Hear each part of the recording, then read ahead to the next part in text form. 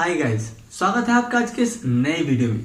मेरा नाम है अंकित और आप देख रहे हैं साइंसशाला। दोस्तों, आज की ये वीडियो हम सबके लिए बहुत ज़्यादा खास होने वाली है, क्योंकि आज हमारे चैनल पर जो सब्सक्राइबर काउंट है वो 1000 पूरा हो चुका है। यानी हमारे चैनल ने 1000 सब्सक्राइबर का माइलस्टोन कंप्लीट कर लिया है। ये हमारे लिए माइलस्टोन हो ना हो, कम से कम मेरे लिए तो है, क्योंकि 7 अक्टूबर 2020 को हमारे चैनल के 2 साल कंप्लीट होने वाले हैं और इन 2 साल में हम 1000 सब्सक्राइबर को कंप्लीट कर पाए हैं। हालांकि मैं इस चैनल पे काफ़ी रेगुलर नहीं रह पाया हूँ, इस वजह से ऐसा है, लेकिन अब आगे के लिए मैंने बहुत कुछ नया सोच रखा है। जैसे कि आपको पता है कि जब 1000 सब्सक्राइबर का माइलस्टोन पूरा हो जाता है, उसके बाद हमारी मोबाइल लाइव स्ट्रीमिंग का जो फीचर है वो इनेबल हो जाता है। तो 2 या 3 दिन में वो जो फीचर है वो इनेबल हो जाएगा, ऑन हो जाएगा। क्लास 9th और 10th और 11th की केमिस्ट्री की वीडियोस आपके लिए लाइव देखने को मिलेंगी। उसकी जो टाइमिंग्स हैं, क्लासेस का जो शेड्यूल है, वो आपके लिए हमारे कम्युनिटी टैब, हमारे जो यूट्यूब का चैनल का कम्युनिटी टैब होता है वो ऑन हो जाएगा अब 2 या 3 दिन में। उसमें हम उस चीज़ को अपडेट कर दिया करेंगे। ठीक है, तो आज की इस वीडियो में हम जानने वाले हैं quantum mechanical model of atom को। ठीक है, इससे पहले हम बोहर के एटम को समझा था, हमने उसको समझ चुके थे, और उससे प्रीवियस वीडियोस में हमने पूरे स्ट्रक्चर ऑफ एटम को भी समझा था। तो आप आई बटन पर क्लिक करके उस प्लेलिस्ट को देख सकते हैं। हमने जो चैप्टर फर्स्ट है उसको भी अच्छे से समझा रखा है। तो बिना देर किए अपने वीडियो के टॉपिक पे चलते हैं कि क्या है quantum mechanical model of atom. ठीक है, तो आपके लिए क्वांटम मैकेनिकल मॉडल यानी कि क्वांटम मैकेनिक्स, ये शब्द की जरूरत क्यों पड़ी, ये वर्ड क्यों आया, इसके लिए ये समझना जरूरी है उसकी हिस्ट्री को। इसकी हिस्ट्री को। हिस्ट्री क्या कहती है? हिस्ट्री कहती है कि जो क्लासिकल मैकेनिक्स थी, क्लासिकल मैकेनिक्स क्या थी? क्लासिकल मैकेनिक्स ये थी, ठीक है, ये थ्योरी जो थी, इससे हम किसी भी पार्टिकल, ठीक है, वो पार्टिकल जो कि मैक्रो ऑब्जेक्ट हो, यानी जिसका साइज जो हो वो थोड़ा बड़ा हो, ठीक है, जैसे छोटे साइज के पार्टिकल्स होते हैं इलेक्ट्रॉन, प्रोटॉन और न्यूट्रॉन, उससे बड़ा हो, कोई भी मॉलिक्यूल हो, ठीक है, कोई भी प्लैनेट हो, सन हो, ठीक है, ये सारे जो साइज की चीजें आती हैं उनको हम मैक्रोस्कोपिक बोलते हैं। ठीक है, तो जो माइक्रोस्कोपिक ऑब्जेक्ट्स थे उनका मूवमेंट, उनकी एनर्जी और उनकी स्टेट, उनकी वेलोसिटी, ये सारी प्रॉपर्टीज को एग्जामिन करने के लिए हमारे पास एक थ्योरी थी क्लासिकल मैकेनिक्स, जिसके लिए दिया था आइजैक न्यूटन ने। तो ये थ्योरी जो थी वो मैक्रोस्कोपिक ऑब्जेक्ट्स पर लागू हो रही थी, लेकिन जैसे जैसे हमें पता चला कि कुछ माइक्रोस्कोपिक ऑब्जेक्ट भी हैं, ठीक है, बहुत ज्यादा छोटे अति सूक्ष्म कण हैं, तो उनकी प्रॉपर्टीज को एग्जामिन करने के लिए उनकी एनर्जी स्टेट, उनकी वेलोसिटी और उनकी पोजीशन, कि वो स्पेस में कहाँ मौजूद हैं, इस चीज की जानकारी को लेने के लिए हमारे लिए जो क्लासिकल मैकेनिक्स थी वो उस पर लागू नहीं हो पा रही थी। ठीक है, उसकी मदद से हम उनकी उन सारी चीजों को नहीं पता कर पा रहे थे, जिसकी वजह से हमारे लिए इस क्वांटम मैकेनिकल मॉडल या क्वांटम मैकेनिक्स की जरूरत पड़ी। ठीक है, अब आपको ये बात क्लियर हो गई होगी। अब लिखा हुआ है ऑन द अदर हैंड, जो माइक्रोस्कोपिक पार्टिकल है, बहुत ज्यादा छोटे कण हैं, जो हम इलेक्ट्रॉन, प्रोटॉन और न्यूट्रॉन बोल रहे हैं, साथ ही साथ वो छोटे तो हैं ही हैं, साथ ही साथ उसमें एक और दिक्कत आ रही थी जिसकी वजह से हम क्लासिकल मैकेनिक्स उस पर फॉलो नहीं कर पा रहे थे, क्योंकि ये जो माइक्रोस्कोपिक पार्टिकल्स होते हैं ये डुअल नेचर को शो करते हैं। इनका जो नेचर होता है वो वेव और पार्टिकल दोनों की तरह कभी कभी मतलब ये बिहेव करते हैं। इनका दोनों तरीके का नेचर होता है, जिसे डी ब्रोगली ने अपनी इक्वेशन में बताया। ठीक है, डुअल नेचर ऑफ लाइट वगैरह चीजें हमारे सामने आई। तो हम क्या देख रहे हैं कि किसी भी माइक्रोस्कोपिक पार्टिकल का जो नेचर है वो वेव पार्टिकल का नेचर है, डुअल नेचर आ रहा है, वहां पर हमारे लिए क्वांटम मैकेनिकल मॉडल या क्वांटम मैकेनिक्स की जरूरत पड़ रही है। अब ये दी किसने, ये कैसे हमारे सामने आई, ठीक है, इसकी प्रोग्रेस कैसे हुई वो भी देखते हैं। एक एक पॉइंट पकड़ रहे हैं हम लोग। तो हमारे सामने आ रहा है हाइजेनबर्ग, जॉर्डन और श्रोडिंगर। ठीक है, हाइजेनबर्ग, जॉर्डन और श्रोडिंगर। तो एक्चुअली में क्या था, सबसे पहले जो टांग अड़ाई वो अड़ाई हाइजेनबर्ग ने। किसने? हाइजेनबर्ग ने। उन्होंने क्या कहा? उन्होंने कहा, अपना एक प्रिंसिपल दिया, उन्होंने कहा हाइजेनबर्ग अनसर्टेनिटी प्रिंसिपल। ठीक है, उसमें कुछ अनसर्टेन है। क्या अनसर्टेन है? देखिए, इन्होंने बताया कि किसी भी एक इलेक्ट्रॉन की, ठीक है, कोई भी एक माइक्रोस्कोपिक पार्टिकल है, ठीक है, अगर वो तेजी से स्पीड से घूम रहा है, लगातार डायरेक्शन उसकी चेंज हो रही है, लगातार सर्कुलर पाथ में जो घूम रहा है इसके अंदर, एटम के अंदर, तो उस इलेक्ट्रॉन की ये क्या है, पोजीशन, उस इलेक्ट्रॉन की पोजीशन यानी उसकी लोकेशन, और साथ ही साथ उसकी स्पीड, ठीक है, वेलोसिटी, पी होता है ना, तो पी बराबर एम भी आता है ना, इसमें क्या है, वेलोसिटी आ रही है, ये उसका मास है। तो हम उस इलेक्ट्रॉन की पोजीशन और उसकी वेलोसिटी को एक ही समय पर नहीं बता सकते।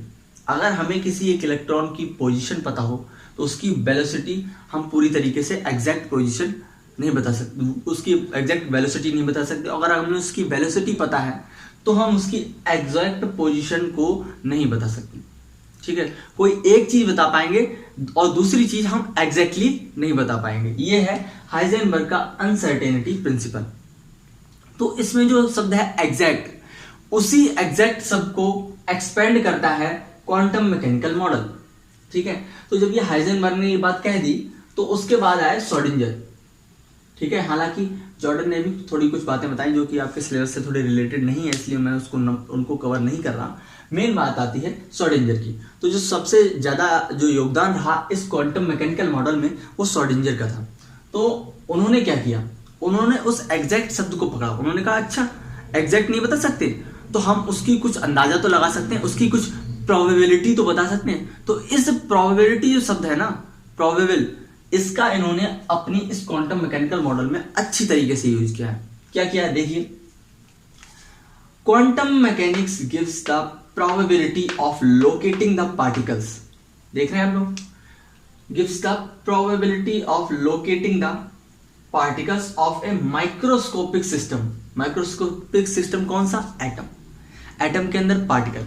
यानी क्या बताया इन्होंने कि जो क्वांटम मैकेनिक्स है वो एटम के अंदर प्रेजेंट माइक्रोस्कोपिक पार्टिकल, कौन, इलेक्ट्रॉन, ठीक है, उसकी जानकारी देती है और बताती है कि कितनी पॉसिबिलिटी है कि इलेक्ट्रॉन कहां पर लोकेटेड है।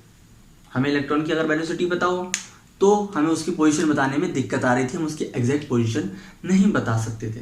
लेकिन उन्होंने कहा कि क्वांटम मैकेनिक्स जो है उसका जो मॉडल है, उसकी जो थ्योरीज हैं, उनके आधार पर हम किसी भी एक छोटे माइक्रोस्कोपिक सिस्टम में प्रेजेंट छोटे छोटे पार्टिकल की जो प्रोबेबिलिटी है उसके पाए जाने की, कि वो कहां पर मोस्ट प्रोबेबली पाया जाएगा, उसको ये क्वांटम मैकेनिक्स आसानी से बता सकती है, ठीक है। अब आपको इस क्वांटम मैकेनिक्स का मतलब समझ में आ गया होगा पूरी तरीके से, ठीक है। अब आगे बात करते हैं, क्या लिखा हुआ है, the state of a system, the state of a system is defined by state function और वेव फंक्शन, ठीक है। तो अब उसकी लोकेशन है, उसकी एनर्जी है और इलेक्ट्रॉन का मूवमेंट है, इन सबको किसी ना किसी चीज से डिनोट वगैरह किया जाएगा। तो उसके लिए हमारे पास एक साइन आया, उन्होंने एक साइन दिया, इसको बोला गया साई। क्या बोला गया, साई, ये त्रिशूल की तरह बना हुआ है, यह है साई। तो ये जो साई है इसको बोला गया उस माइक्रोस्कोपिक पार्टिकल का स्टेट फंक्शन और वेव फंक्शन, चाहे स्टेट फंक्शन बोल सकते हैं और इसे वेव फंक्शन भी बोल सकते हैं। तो आपको यही समझना है, बस अभी आपके लिए यही समझना है।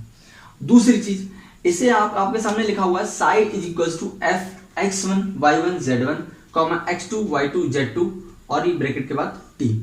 ये क्या दिया हुआ है, ये आपके सामने कोऑर्डिनेट्स दे रखे हैं। क्या दे रखे हैं, कोऑर्डिनेट्स। कोऑर्डिनेट्स क्या होते हैं, किसी भी पार्टिकल की लोकेशन की जानकारी, ठीक है, वो पार्टिकल पूरे स्पेस में कहाँ मौजूद है। तो ये जो आपके सामने एक क्वेश्चन दिख रखी है, ये जो लिख रखा है x1 y1 z1 x2 y2 z2, ये दो पार्टिकल सिस्टम का, टू पार्टिकल सिस्टम के कोऑर्डिनेट्स हैं, टू पार्टिकल सिस्टम के कोऑर्डिनेट्स हैं, जिसमें फर्स्ट वाले जो पार्टिकल है उसकी ये लोकेशन है x1 y1 z1 और सेकंड की x2 y2 z2। और ये जो t है यहाँ पर ये टाइम का वेरिएबल है जो समय की जानकारी देगा। इस तरीके से हम आपके सामने जो श्रोडिंगर की इक्वेशन है या किसी भी पार्टिकल की लोकेशन है उसका कुछ आपके सामने रूप इस तरीके से आता है निकल, ठीक है। तो अभी आप समझते हैं और क्या चीजें हैं, प्रोबेबिलिटी से और क्या रिलेटेड है। दूसरा है probability density and significance of Sai. Probability density and significance of Sai. Sai क्या है दोस्तों? स्टेट फंक्शन या वेव फंक्शन।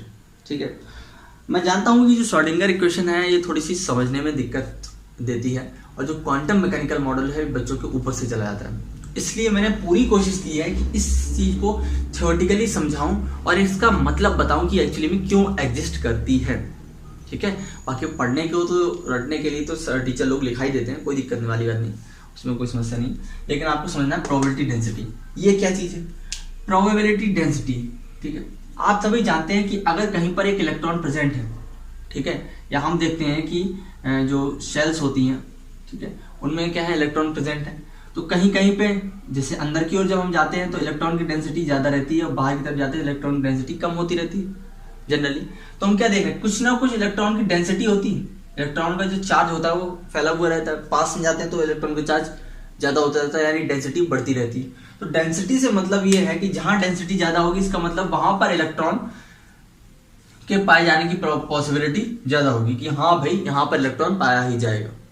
ठीक है, तो जो प्रोबेबिलिटी डेंसिटी और सिग्निफिकेंस ऑफ साई, इससे क्या मतलब? सिग्निफिकेंस का मतलब ये हुआ कि साई का मतलब क्या है, साई हमें क्या बता रहा है, साई क्या बता रहा है। देखिए ये आपके सामने इक्वेशन लिखी हुई है, H cap psi is equal to E psi. यहाँ पर ई क्या है? उस पार्टिकल की एनर्जी है। ठीक है, और साई क्या है? स्टेट फंक्शन और वेव फंक्शन। और ये एच कैप क्या देख रहे हैं, यहाँ पर ये एक ऑपरेटर है, क्या है? ऑपरेटर, इसे बोलते हैं हैमिल्टोनियन ऑपरेटर। ठीक है, एच कैप। तो ये जो प्रोबेबिलिटी डेंसिटी होती है, ये होती है the probability of finding an electron, the probability to of finding an electron at a point within a atom, यानी किसी भी एक एटम के अंदर एक पॉइंट पर इलेक्ट्रॉन के पाए जाने की प्रोबेबिलिटी। ठीक है, इसको क्या बोला जाता है? Is proportional to the square of the orbital wave function. Orbital wave function क्यों बोल रहे हैं? क्योंकि अल्टीमेटली इलेक्ट्रॉन कहां पाया जाता है? ऑर्बिटल के अंदर पाया जाता है। क्योंकि मैंने पिछली वीडियोस में आपको थोड़ा थोड़ा बता रखा है कि शेल्स होती हैं, शेल्स को डिवाइड किया जाता है, सब शेल्स में डिवाइड किया जाता है, और सब शेल्स किस में डिवाइडेड होती हैं? ऑर्बिटल्स में डिवाइडेड होती है। तो इलेक्ट्रॉन कहां पाया जाता है? ऑर्बिटल्स में पाया जाता है। और एक ऑर्बिटल में, जो आप ये डिब्बे बनाते हो ना, एक ऑर्बिटल के अंदर मैक्सिमम 2 इलेक्ट्रॉन एग्जिस्ट कर सकते हैं। तो वही बात है कि ऑर्बिटल वेव फंक्शन क्या है? साई, उसका स्क्वायर जो होगा, इस चीज को हम बोलेंगे प्रोबेबिलिटी डेंसिटी। ठीक है, इसको हम बोलेंगे किसी भी एक एटम के अंदर जो ऑर्बिटल है उसमें जो इलेक्ट्रॉन पाया जा रहा है, उसमें जो इलेक्ट्रॉन प्रेजेंट है, उसके पाए जाने की डेंसिटी या उसकी प्रोबेबिलिटी, उसकी डेंसिटी की प्रोबेबिलिटी की वो इलेक्ट्रॉन उसमें पाया जाएगा, इस बात की कितनी पॉसिबिलिटी है। ठीक है, तो यहाँ पे आपके सामने 2 बातें आई। पहली बात आई कि साई क्या है। साई हमने यूज किया है स्टेट फंक्शन और wave function of A microscopic particle in an atom या फिर एनीवेयर इन द स्पेस। ठीक है, दूसरी चीज हमने बताया प्रोबेबिलिटी डेंसिटी जरूरी है, क्योंकि हमें पता करना है कि इलेक्ट्रॉन कहाँ सबसे ज्यादा पाया जा सकता है। ठीक है, उसके लिए हमने क्या किया, जो ऑर्बिटल वेव फंक्शन साई है उसका जो स्क्वायर होता है वो बताता है प्रोबेबिलिटी डेंसिटी को। ठीक है, मेन चीज आपके जो सिलेबस में है वो ये है, आपको समझनी है, या आपको क्वेश्चन ध्यान रखनी है, और आपके सामने ये पता होना चाहिए कि जो क्वांटम मैकेनिकल मॉडल है उसकी जरूरत हमें क्यों पड़ी। क्योंकि हाइजेनबर्ग अनसर्टेनिटी प्रिंसिपल कहता था कि हम एक ही समय पर किसी भी एक माइक्रोस्कोपिक पार्टिकल की जो वेलोसिटी है और उसकी पोजीशन है, एक समय पर दोनों चीजें एग्जैक्टली पता नहीं कर सकते। तो इन्होंने क्या किया, जो एग्जैक्टली था उसके लिए क्या किया, प्रोबेबिलिटी में कन्वर्ट कर दिया। ठीक है, तो ये आपके सामने पूरी तरीके से क्वांटम मैकेनिकल मॉडल आता है। आई होप मैंने आपको पूरी अच्छी तरीके से समझाया होगा, आपको समझ में आया होगा। अगर आपको पसंद आया तो वीडियो को लाइक करें, अपने फ्रेंड्स के साथ इस वीडियो को जरूर शेयर करें, और आपको ध्यान रखना है कि हमारे 1000 सब्सक्राइबर पूरे हो चुके हैं, उसके लिए आपका बहुत बड़ा थैंक यू और आपके लिए कॉन्ग्रेचुलेशन। ठीक है, तो अब हम क्या करेंगे, ऐसे ही वीडियोस आपके लिए लाइव लाया करेंगे। समय जो होगा वो आपके लिए कम्युनिटी टैब में बता दिया जाएगा, या हम उसके लिए आपके लिए एक लाइव वीडियो बनाएंगे, इसमें हम सारी आने वाली डिटेल्स जो होंगी वो आपके लिए बता दिए जाएंगे। ठीक है, तो आज की वीडियो में बस इतना ही। मैं मिलूंगा हमारी अगली वीडियो में, तब तक के लिए गुड बाय।